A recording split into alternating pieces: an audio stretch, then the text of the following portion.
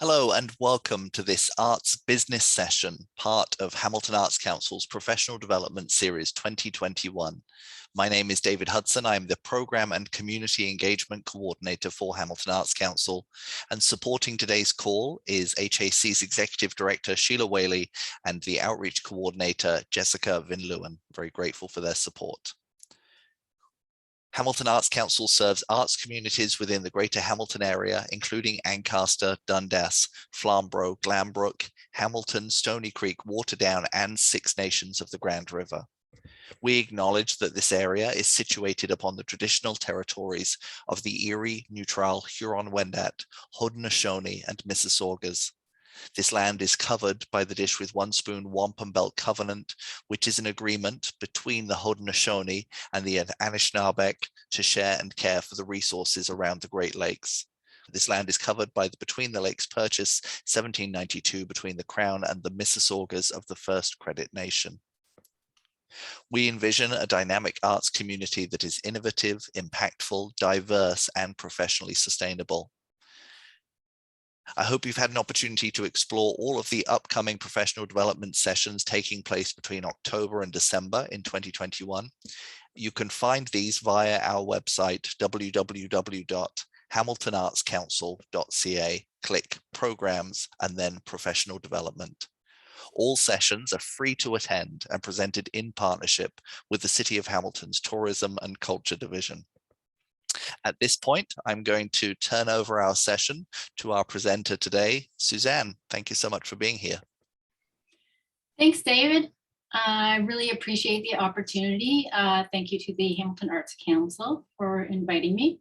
And let's get started. So we're talking today about social media marketing for artists and creative industries. And my talk today is about building a presence for yourself or your organization or your business as an expert in your field. So social media often gets a lot of blame, and there's a lot of negative portrayal of social media in the media. You hear it a lot. And the reason for that is it's a very, very powerful tool.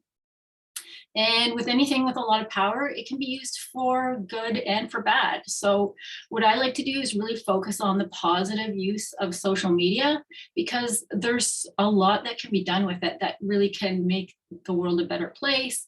You can use it to help create the life that you want. You can surround yourself with people that you want to work with. You can create opportunities for yourself. So it really is quite a powerful tool, and I want to focus on that today.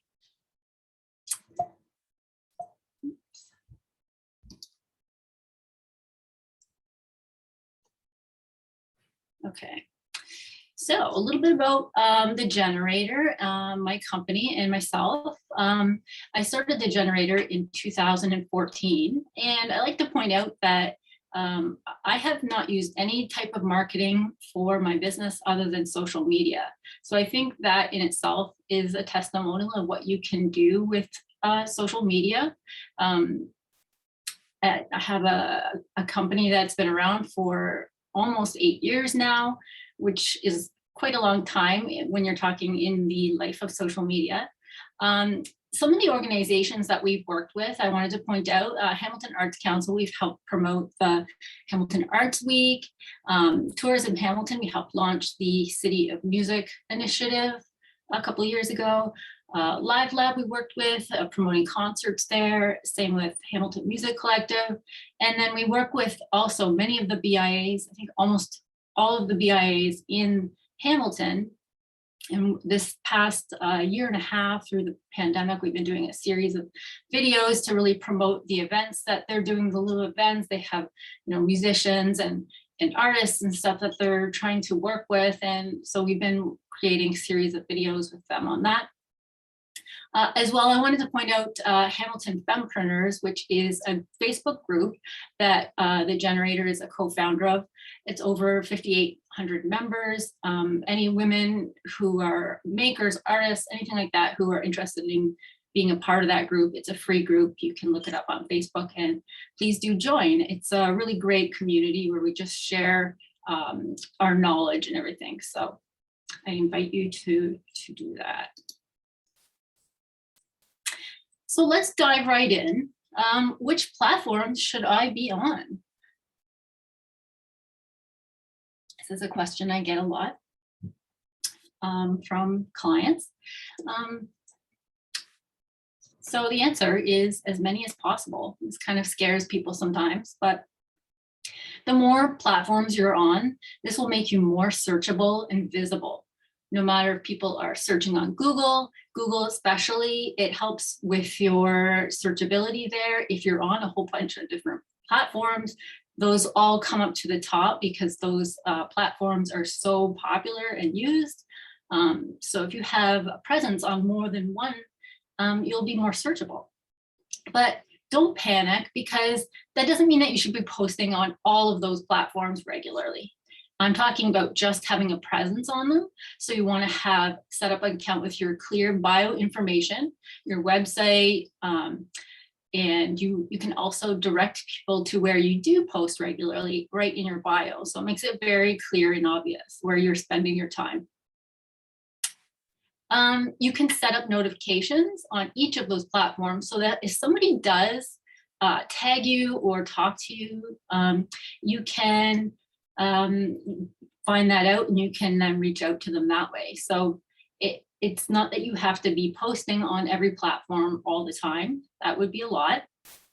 But you should definitely consider having a presence on all the major platforms. And I will go through what I consider all the major platforms. There are others that might be more specific to what you do that you want to also be on that I might not mention today. It doesn't mean they're not important.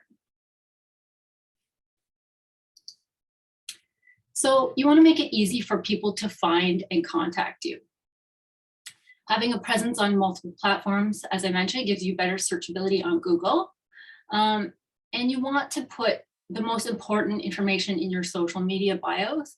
And this is something that people actually miss out on a lot when the bio is very limited. So you want to make sure that the information there is, it's tempting to put lots of emojis and fun stuff in there, but you want to make it super easy for people to understand what you're about, what you do, where can they follow you, all that important information, what city you're in is important. Because social media is so global, you want to know if somebody's local. You have more of a connection with somebody who's local. So you want to put that right into your bio. And what you offer the public. Sometimes people don't even really convey that information about what they do. So I have an example here. This is not anything to do with artists or anything like that, but it is a client that we started working with recently, and they did not have a presence. This is a Twitter profile, and just an example of how you can set it up, even if you're not going to be using it for tweeting. You can set it up so the branding is consistent across all your platforms. And so somebody who has seen you on Facebook or Instagram will recognize the logo here. You have the information, local dentist serving downtown Hammond Core. It's very obvious where they are. Follow us for updates on Instagram with the handle there. So if you want to actually follow along and see updates, you can very quickly do that. We have the address, we have the website. Boom, you just click it right from there. So if somebody happens to be searching for this business on Twitter, they will, instead of just finding nothing, they're going to find this profile, which gives them information and allows them to now go to the website and find out more. So important to keep your handles. So at Gore Park Dentist is not exactly the same as the Instagram handle, which is Gore Park Dentistry, but because Twitter is a little bit shorter in the limit of characters, if somebody starts typing the same as Instagram, Gore Park Dentistry, you're going to come up with the same handle. So just keep that in mind, that your handles at least are similar in that way, that somebody's typing in something similar, it will pop up. And then with your branding as well, try to keep the same. If it's a photo of you, try to use the same photo across all platforms so that it's very recognizable as you. And if you change one, change them all. So another question I get asked a lot is, should I use a personal or a business account? So it's different across each platform, but so I'm going to kind of talk about each platform and what makes sense. For Facebook, it's best to use both your personal and business account together. You can share your business posts to your personal profile so that people are closest to you can see what you're up to. And those are the people who are going to want to support you the most, are your friends and family. So it's always good that they're seeing what you're doing on your business page. There's also, I'll talk about this more, but people on Facebook won't see your business posts necessarily. Only a very small percentage of your followers will actually see what you're posting on your business page, unless you're doing paid posts. And we'll get into that more later. But so that's why I always recommend that you are using your Facebook personal profile and your business account together and sharing. On Instagram, make sure that your account is set to a business account, as it gives you access to your analytics, which are really important to see how, which posts are doing the best for you, all that kind of stuff. So that's really the main difference between a personal account and a business account on Instagram. So it's, you don't really lose out in any way by changing to a business account.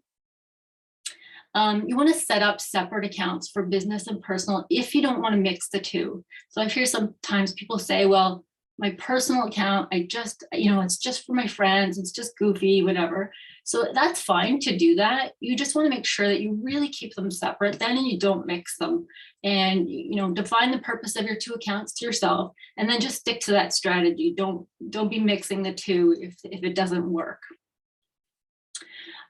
So you want to remember that the audiences that you amass on social media, you don't own those audiences. So a lot of times clients will come to me and they're really concerned about growing followers. How do I get more followers? And it really actually doesn't really matter as much as people think it does, because you don't own your followers, and every social media platform can change the rules without warning at any time about who you can reach with your posts. So, and this happened with Facebook quite a number of years ago. But when I first started having this social media business, anything that you posted on your business page, every follower pretty much would see it. And that was all for free. And that was, people really spent a lot of time building up their audiences because of that. But then little by little, we sort of chipped away of how many people would see your posts. And now it's at the point where it's like 5% at the most that are seeing your business page posts. So, the same is happening with Instagram. So in Twitter as well. So, you just can't put a lot of effort or strategy into imagining that you own that audience that you're creating. So using both personal and business accounts can be a strategic way to reach as many people as possible, specifically people who are interested in what you're doing or offering. Just a little example here on the right of the generator's Instagram bio, so you can see this insights button that's there, that's available if you have a business account. If you currently have a personal account, you don't see that button, and it's actually really useful. If anyone has questions as we go, please do put them in the chat,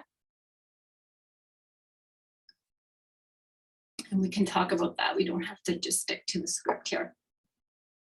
So do you struggle with what to post about? And I imagine for most people at some point you do sort of struggle with what to post about. I mean, I even struggle with that too. This is what I do every day. So a really good way to come up with, a renewed strategy, and you should do this quite often, is look at your past posts and see which posts have been your top performers, meaning which posts have the most interactions. What are people finding interesting that you're posting about? And then create a strategy based on what you know has worked so far. And then tweak your strategy as you go. And you can keep watching what is working best and do more of that. So here's an example of, when you have your insights, you can on Instagram, you can search by how many last days. You can look at this last 7 days. Here's an example on the right of the past year of all the top post interaction posts that have gone up on the generator's account. So I can quickly see which types of posts people are most interested in.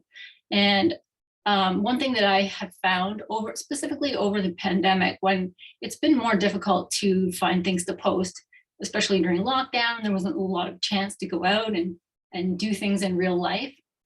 I found that putting up photos with more of my face, and you'll see my husband as well, who works with my company, and just kind of telling a little bit more of the story and more personal details. People are really interested in that. Some of my top posts as well have been about really popular businesses in Hamilton. And that's just my personal marketing strategy, is supporting local small businesses. So we've had a question come in Yeah. that just asks you to clarify with Facebook pages, the suggestion of running 2 Facebook pages, so business and person. Is the suggestion to run 2 Facebook pages, business and personal, and then share between the 2 of them? Yeah. So when I'm talking about having 2 pages, I actually mean your personal profile that would have your name on it.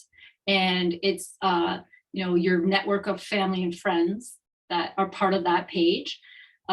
Because, and I suggest this because when you post to that profile, your personal profile, you get way more views and you're not paying for those views. So then if you take your posts from your business page and you share that to your personal, you're getting all of those views for free and you're not paying for those views. And you know that you're reaching people who want to support you. It might not be potential clients or business opportunities or whatever, but you never know who you're in your network is going to be like, oh, somebody I know is looking for this. It's just really important to use all your networks, and it's just such low-hanging fruit. You should do it. I know some people are not really too excited about sharing their business page stuff to their personal. And it is a strategy, kind of decide, and it might be something you just do once in a while. Like maybe you have something super exciting to announce business-wise, and you want to share that to your personal page. I would suggest though, that the more you can do it, the better. You'd be surprised how people want to actually support what you're doing in all aspects of your life.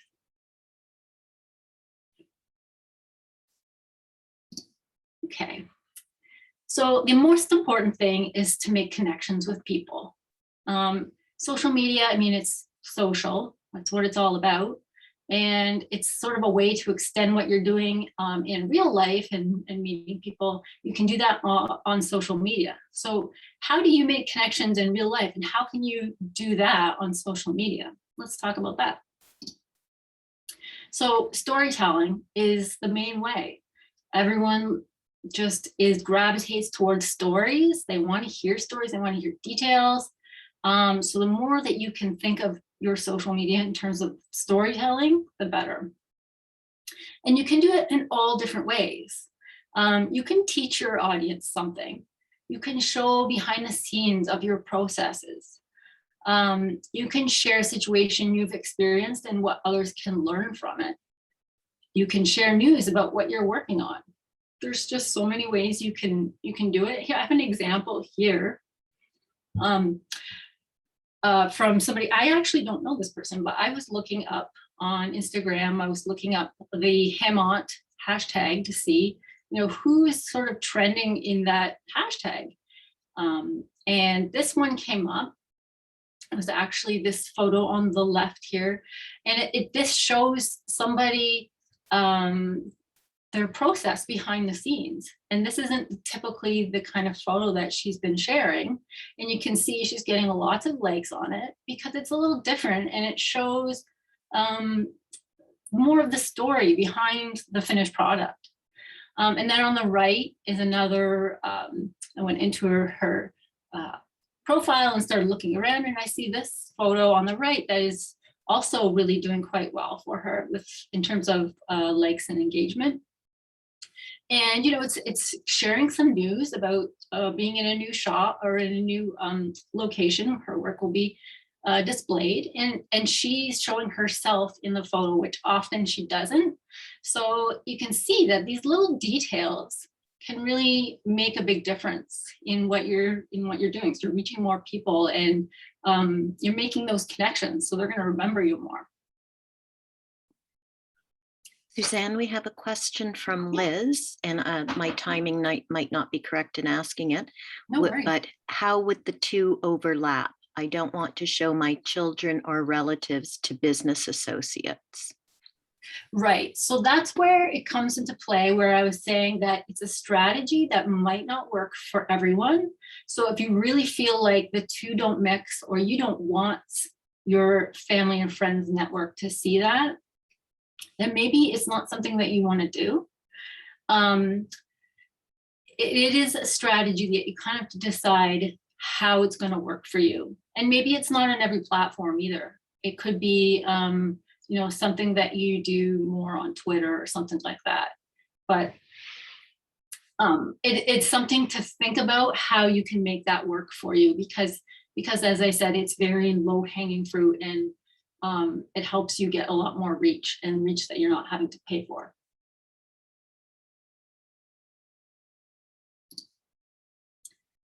All right, so engage with your audience. It's social media. So as I was saying, you have to treat social media as if it's in real life, because if it's just something that you're treating as a one-way message out to people, that it's like you're at a party and you're talking to that person who just talks about themselves, and they don't ask you a single question about yourself, and it's just so boring, and everybody wants to get away from that person at the party. So it's the same thing with social media. You have to, it's a two-way street. You have to make those connections with people.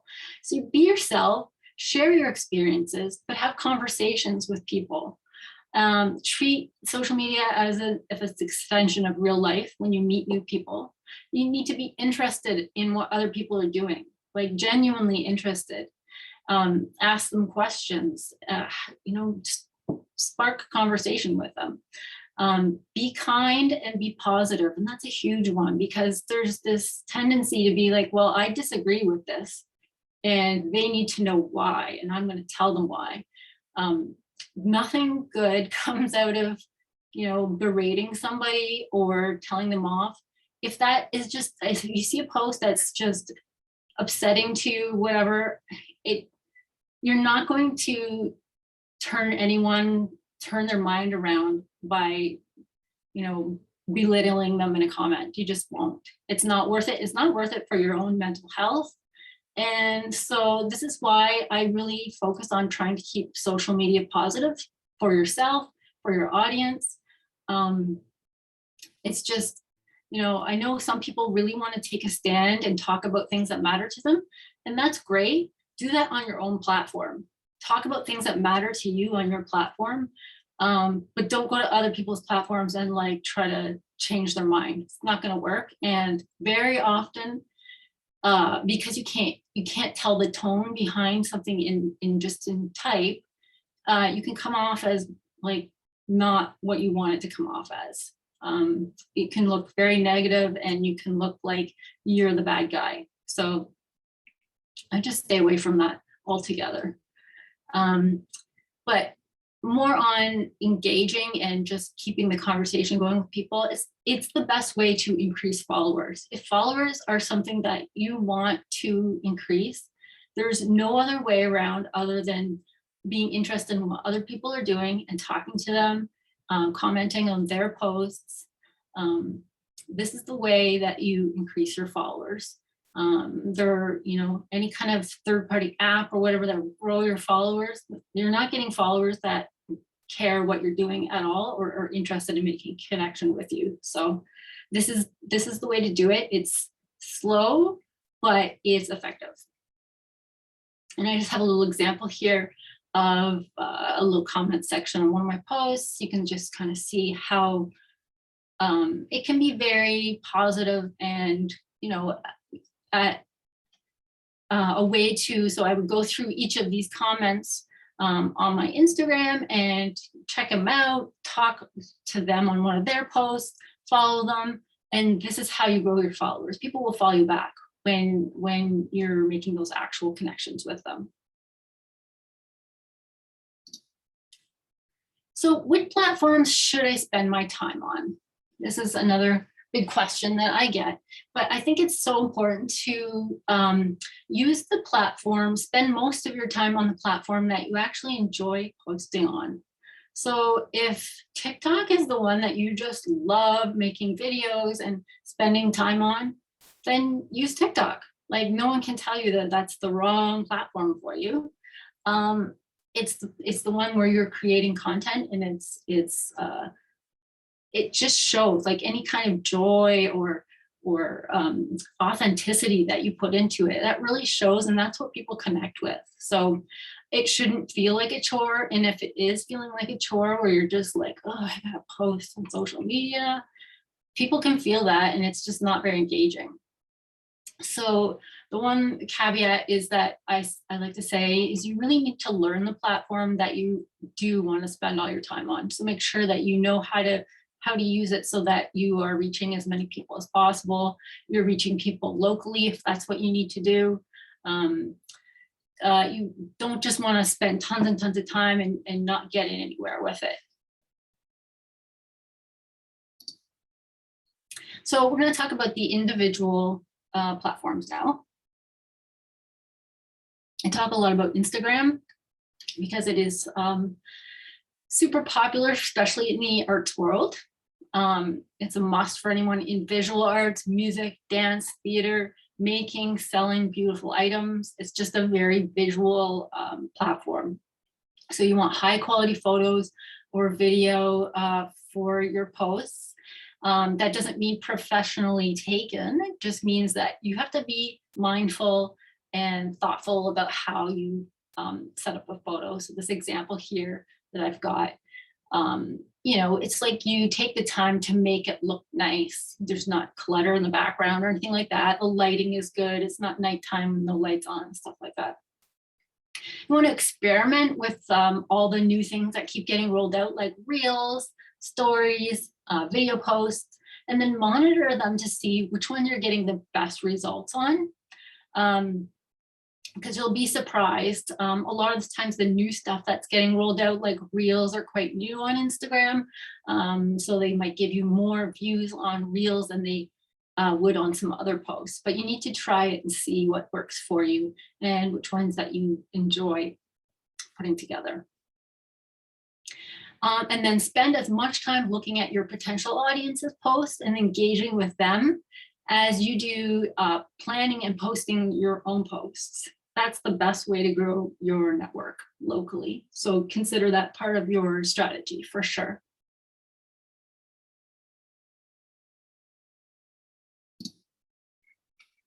And Facebook. So Facebook's a great platform to reach the widest age range and the ability to reach, it has a really good ability to specifically reach particular regions when you're getting into paid reach for sure. On Facebook, video is the way to go. You get a lot more views using video than you do any other kind of posts. They're really, they're trying to encourage people to use video, and they do that by giving you more reach. So it's essentially, Facebook is a pay-to-play platform for business pages. So you need to pay to reach your audience. But the good news is that the cost is super low. In comparison to any kind of other advertising out there, Facebook is very low, as well as Facebook and Instagram are integrated when it comes to doing any kind of paid advertising. So when you put a paid post on Facebook, it's automatically going to go onto Instagram as well. And whichever platform it's getting the better results, it will put more, it will weight more of your budget towards that. So if people are really clicking, liking and stuff on Instagram, it will go, oh, okay, so I'm going to start showing it more on Instagram. And it does that all automatically. You don't have to even do anything. So that's the really good part about the Facebook tool, is that you're actually getting two platforms with just the effort of one Facebook ad. So are Facebook ads or boosting posts worth it? I say yes, and I do tons and tons of this, so I know that it works.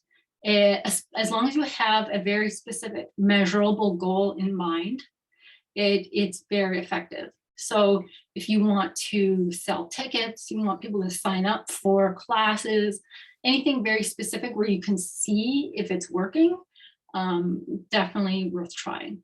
I have an example here. Sorry, is there a question, David? I did have a question, but I'll wait till you. Well, I was going to say, in terms of the Facebook ads and boosting posts, is there anything that you can say to describe the difference between the two, or the value between the two? Because I know personally from my experience that the nuances are sort of difficult to understand. Yeah. And then when I'm creating them, either from within, from the page, or in the business account, or in the ads manager, it's so it's actually, they're almost the same thing. Facebook ad is something that's not published to your page, so you won't see it. Somebody won't see it by going to Hamilton Arts Council and they're looking for that ad, they won't find it. A boosted post is published on your page, so you can see it. That's really the difference between them. There are different ways that you can boost or create a Facebook ad, and there's the ads manager tool, but there's also a little quick button that says boost this post. If you really are serious about trying out Facebook advertising, don't use the Facebook boost button. It's just not as good.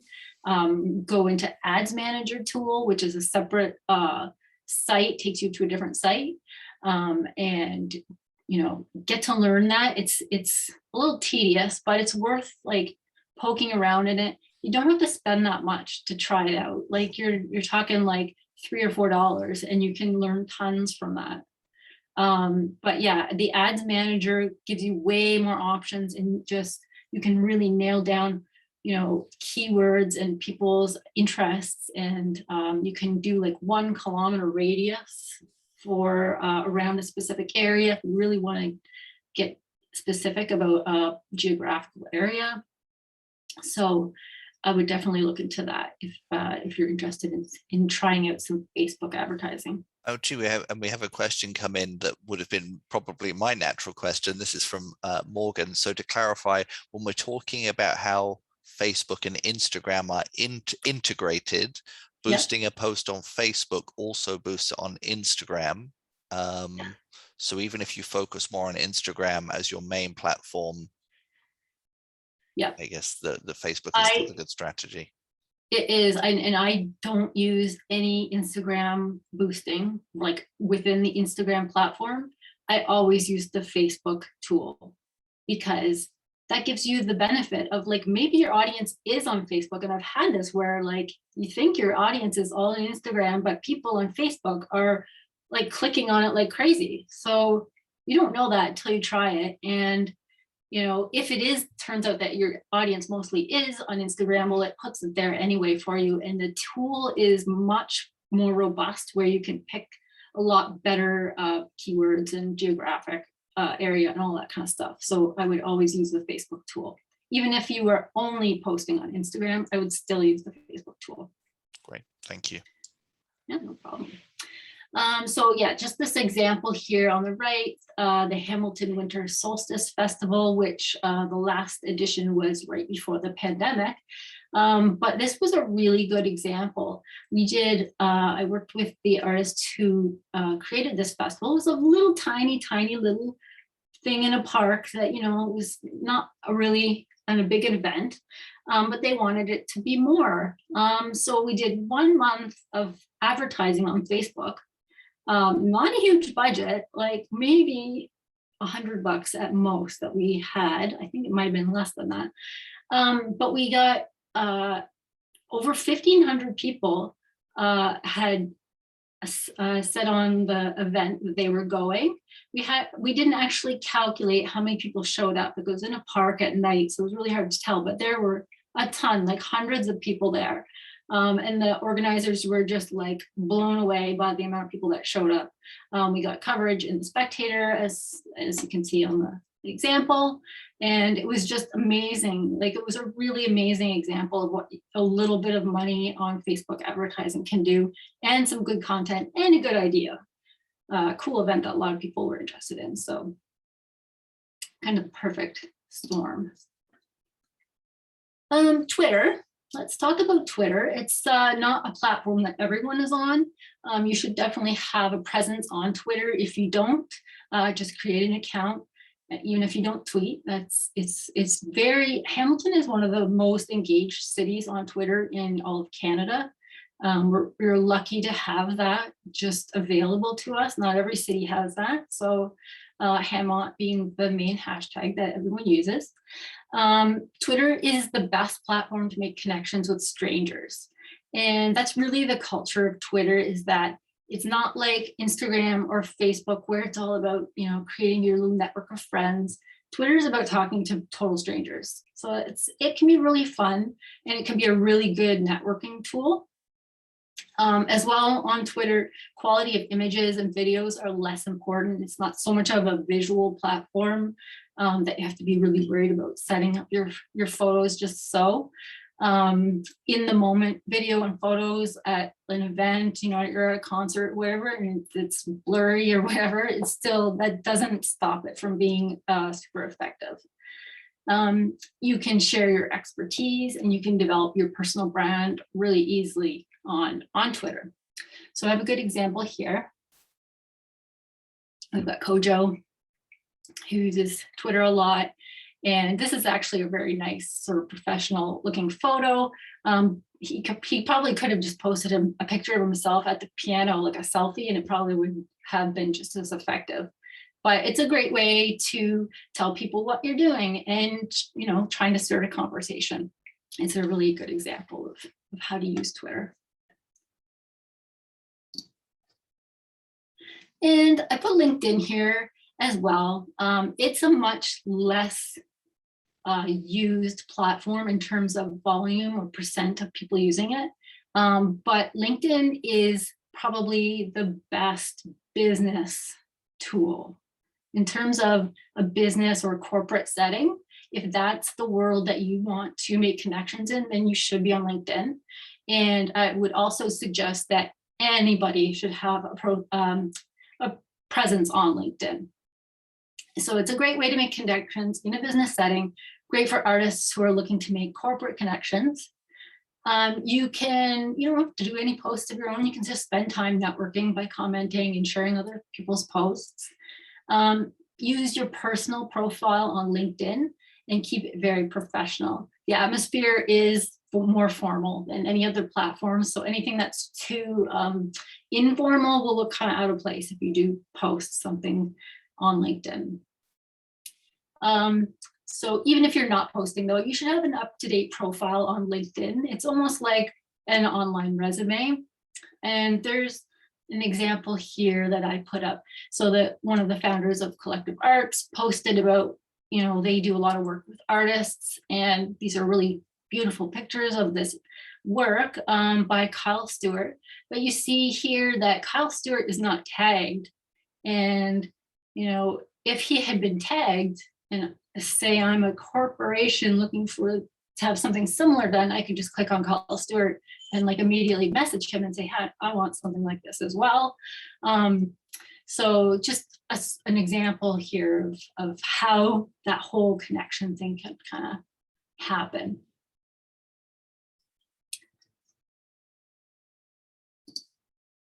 All right, TikTok, Snapchat. I don't have a lot of information about these platforms.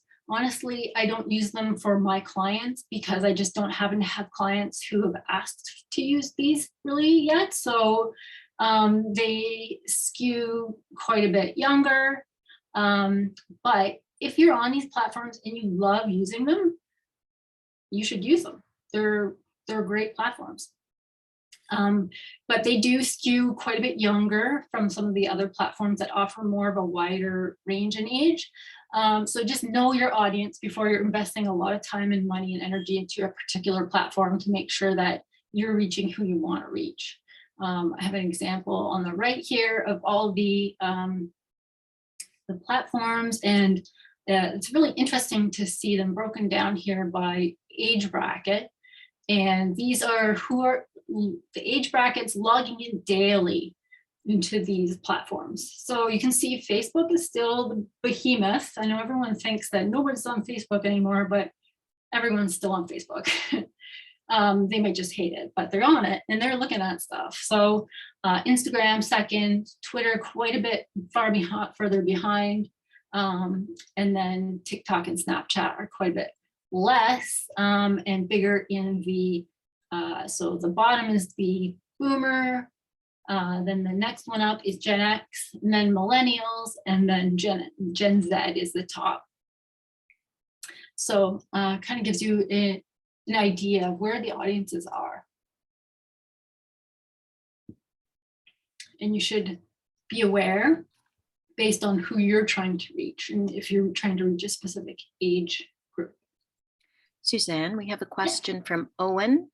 How many hashtags is appropriate in a post without overdoing it? And should you use a brand hashtag? So yeah, hashtags are something I get asked a lot about. So on Instagram, you can have up to 30. I wouldn't suggest you use 30.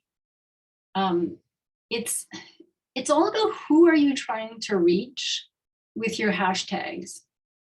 So personally, I stick mostly to local hashtags that I know people in this area are searching for. If you are looking for a global audience, then you need to spend some time trying to find the hashtags that people are engaging with, specifically about what you do. So more is not particularly better, I guess is the answer to that question. You want to be really specific with each hashtag should have a real function to you and a reason, or just like spatter a whole bunch of hashtags in your post for no reason. Just like, it's not like throwing spaghetti at the wall and hoping something sticks. Facebook posts don't use hashtags. Like people don't use Facebook in that way. They don't search hashtags. Instagram, yes, they do. Twitter, again, it's like I forget what the stats were on it, but it's like less is definitely better. So 2 or 3 hashtags on Twitter at the most, and make sure you're always using Hamont if you're trying to reach people in this area. It's a huge hashtag. And then, you know, TikTok and Snapchat, I can't really speak to that. I don't have a lot of experience with clients and knowing what hashtags work, but again, don't just use hashtags for the sake of like, oh, I have to have as many hashtags as possible. That's not really a good strategy. We have a question, Suzanne, about the, do you see any value in Reddit? Oh, Reddit. Oh, Reddit's on my next slide, I think. Here we go. Right. So you can see, this is the weekly usage. So you can see Reddit at 7% versus some of the others. It's quite low. I know Hamilton does have a pretty good Reddit community as well. So again, if it's a platform I really love using, like for sure, use it. But it is a smaller audience for sure. I like this one too. It shows the age brackets, and then it has the colors sort of shaded so you can see like the big ones. Instagram, Gen Z, very high usage, for example. It's kind of interesting to see. And these slides will go out to you afterwards. You can have a copy of these as well. We have a question. What's your opinion about the use of Pinterest? Pinterest is, it's actually pretty big, like in terms of compared to TikTok and Twitter and stuff.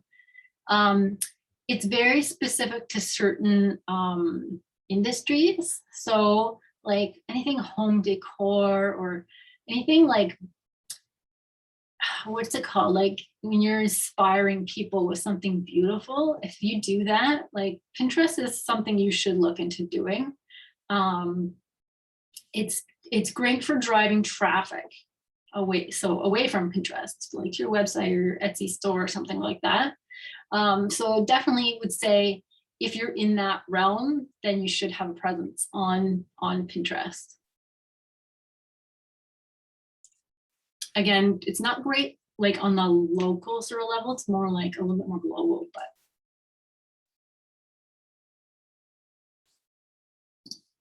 All right, so let's talk a little bit more about paid marketing on social media. I know we covered some of this, but I think I might have some points in here that I haven't covered yet. Facebook and Instagram paid boosting ads are very effective and low cost. You can spend very small amounts to learn the process. So $4 or $5 for an ad is like lots to learn a lot from it. And from there, you want to keep track of how the ads perform or how the boosted post performs, depending on how you have it set up. A big measuring bar is the cost per click. So that cost per click doesn't matter if you spend $500 or $5. It's like it's apples to apples, right?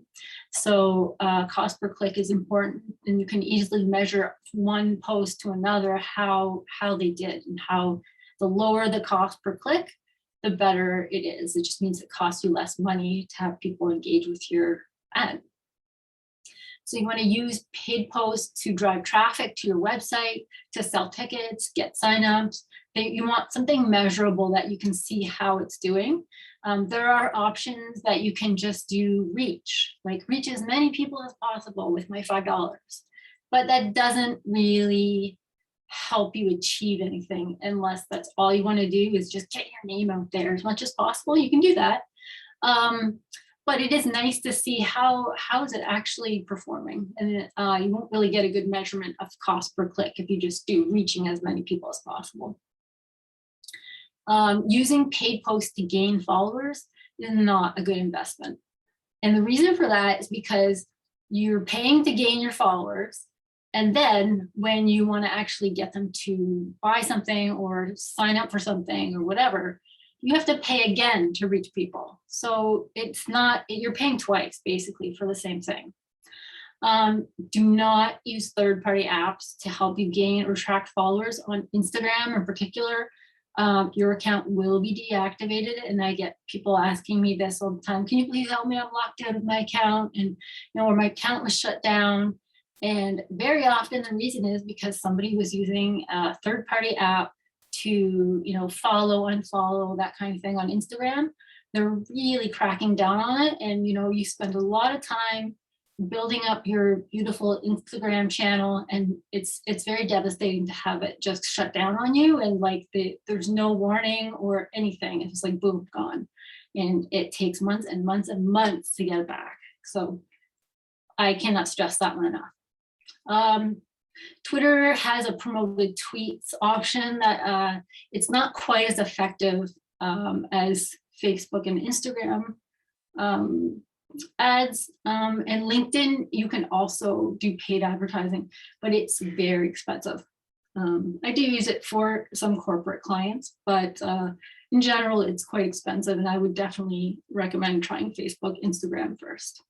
The line that talks about the cost per click, I know that typically when you're creating an ad or boosting a post, it's going to put a button on the post, which may be to sign up now or more information. Is the click they're talking about people actually pushing that button and navigating, or is it just people sort of interacting with the post? So you get to see the different interactions. So one measurement is who actually clicked on that button and went to where you sent them. That's that's usually your most important thing too. There's also how many people clicked on it in general, like the click to see more, they wanted to read more, click to listen to the video or watch the video again, there's a lot of different places you can click.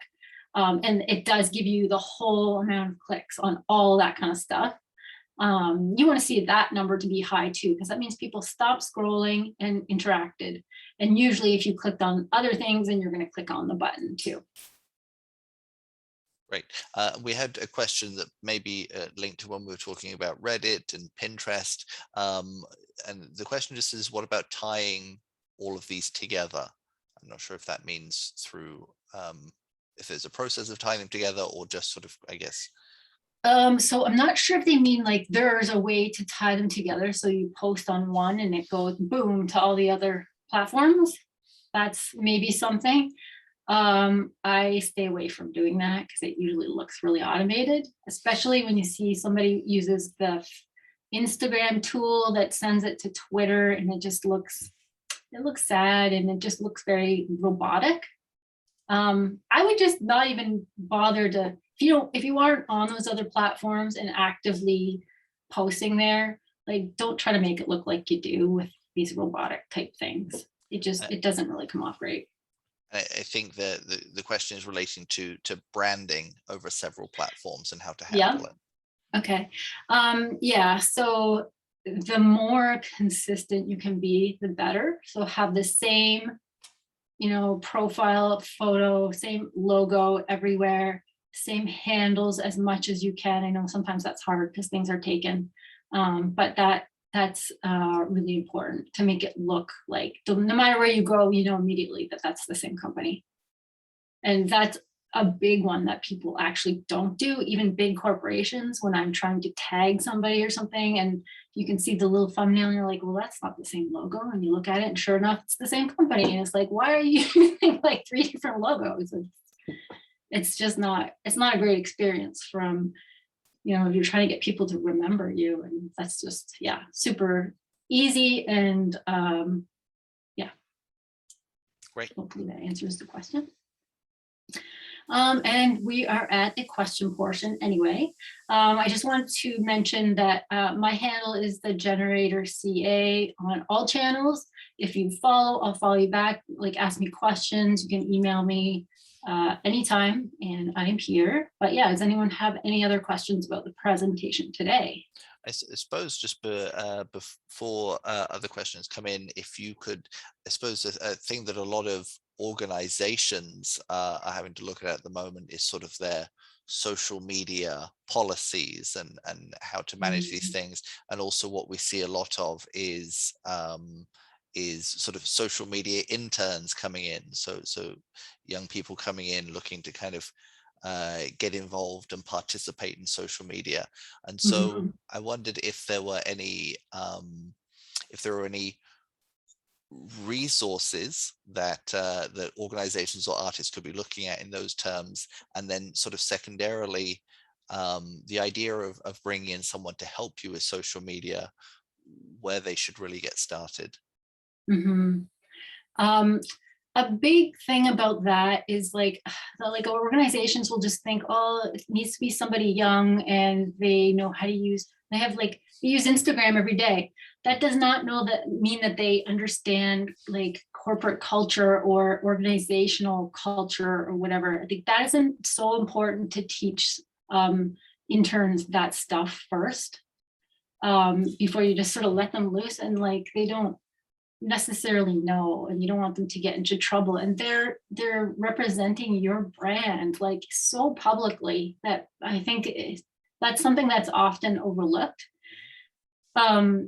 It could just be like every single thing that they're going to put out there, somebody needs to look at it first before it gets posted. Like that's a pretty simple way around it.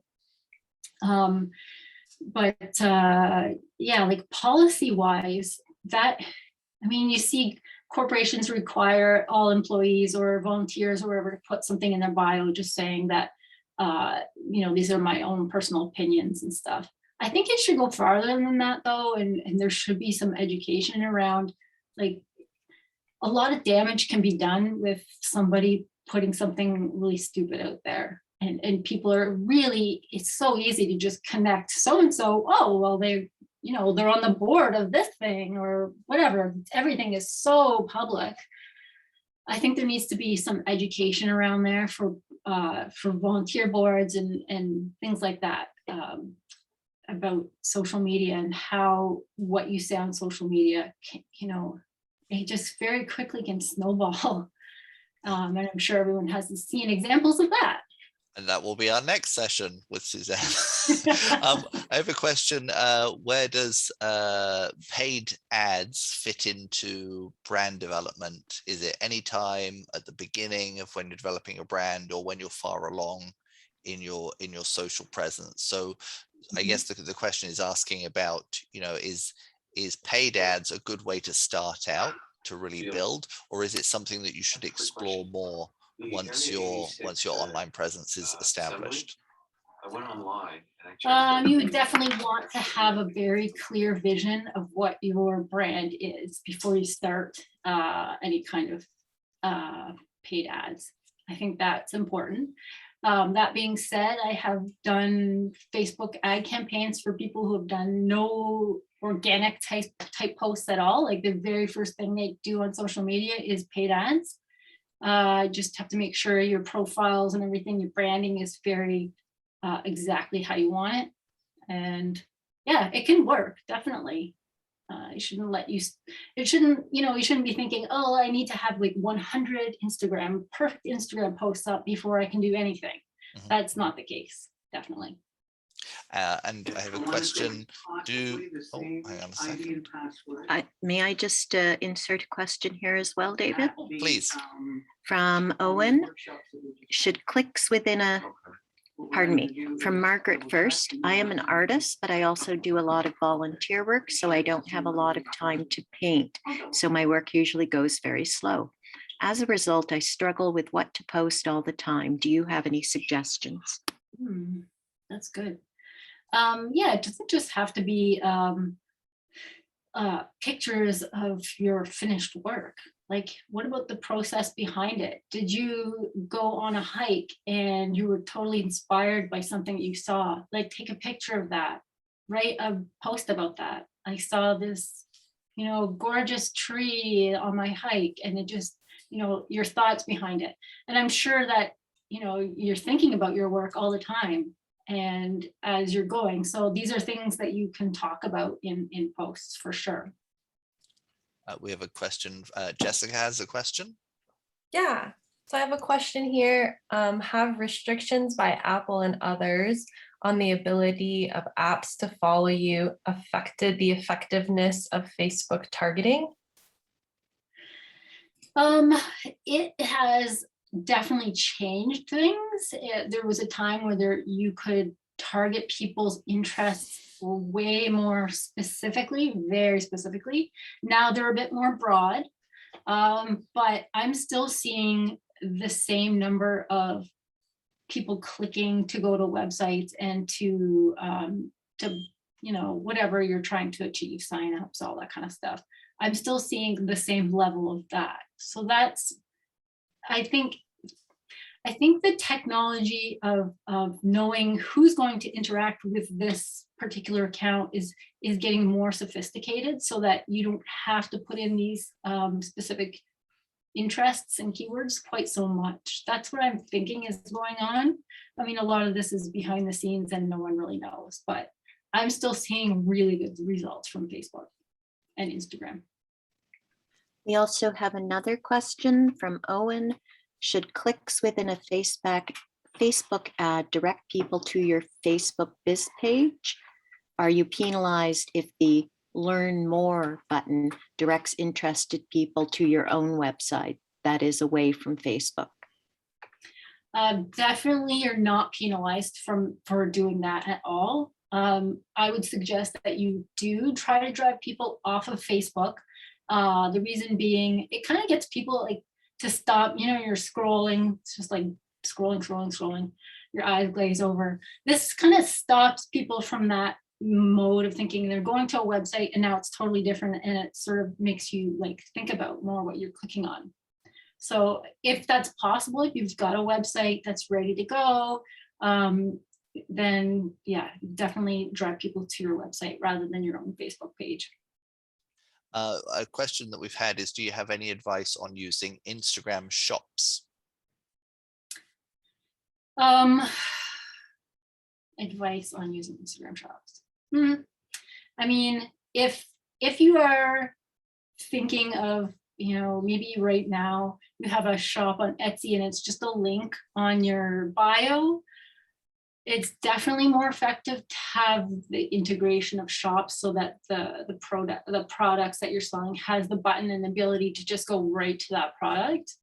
I know for some people that's a little daunting. It's a pretty big task to do. So, if that's not something you're able to do immediately, then it's not worth still having that link in your bio and promoting your products in other ways. But if that's something you can work towards, it's worth doing. Great. And I believe Jessica has one more question, and then we will begin to wrap up. Yeah, so I have a question here. I haven't posted yet on Instagram. Should I limit the amount of visuals I put online the first time I post? Like the number of posts or? The amount of visuals. Yeah.